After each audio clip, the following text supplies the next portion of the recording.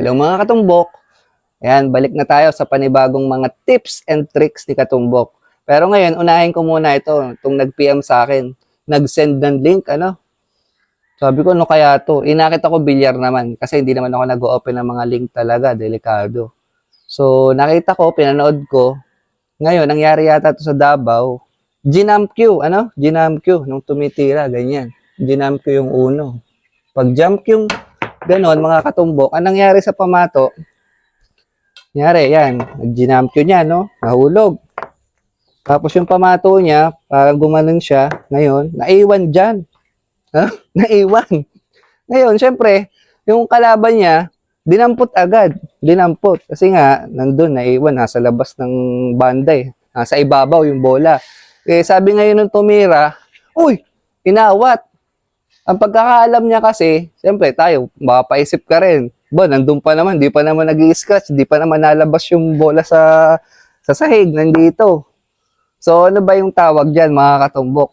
Pagka ganyan, mga katumbok, considered as ano na yan, hindi na yung playing area, labas na yan, scratch na yan, automatic. O kaya foul na yan, mga katumbok. Considered as lumabas na yung bola pag nandyan.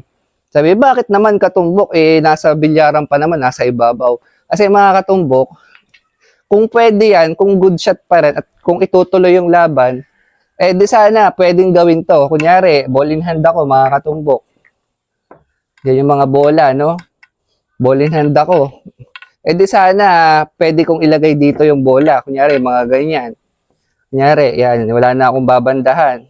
Eh di sana, mga katumbok, pwede kong ilagay dito pag ball in hand ako para mag-good shot ko siya. Yun yung explanation dyan. Foul ngayon, mga katumbok. Hindi naman tayo pwede magpatong ng bola dito pag ball in hand tayo. Diba? O, sana na-gets nyo ha. Pag nandiyan yung bola, wala, dadamputin na yun. Foul na po yun. Considered as tumalsik na yun sa labas. So, scratch na. Para may idea kayo ha, mga katumbok. Eto pa. Nangyayari to sa mga Hollywood na mesa. Sa mga probinsya, nangyari nito sa akin dati. Alam niyo yung mga malalaking butas, kangaroo, yung mga Hollywood. Minsan yung nasa loob na, kaso hindi nalaglag. Kasi naipit yung dalawang bola pero nasa loob na ng butas. Pagka ganyan, mga katumbok, dinadampot na po yun ang spotter, binabalik na yun sa spot. Kasi considered as scratch na po yun or pasok na yun, okay? Hindi mo natitirahin yun, mga katumbok, ibabalik na yun ang spotter. Depende rin po yun sa posisyon. For example, ganito yung nangyari. Naipit. Kaso, yung 8 lang yung nasa loob.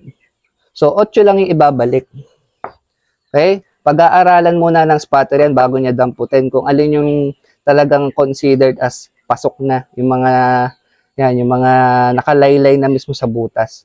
Katulad ng ganyan, so, 6 lang. Pero kung dalawa silang nasa loob na, parehas ibabalik. Ano po? Yan, sana makatulong po sa inyo. Yan naman po mga tinuro lang din sa akin. Ano? Salamat po.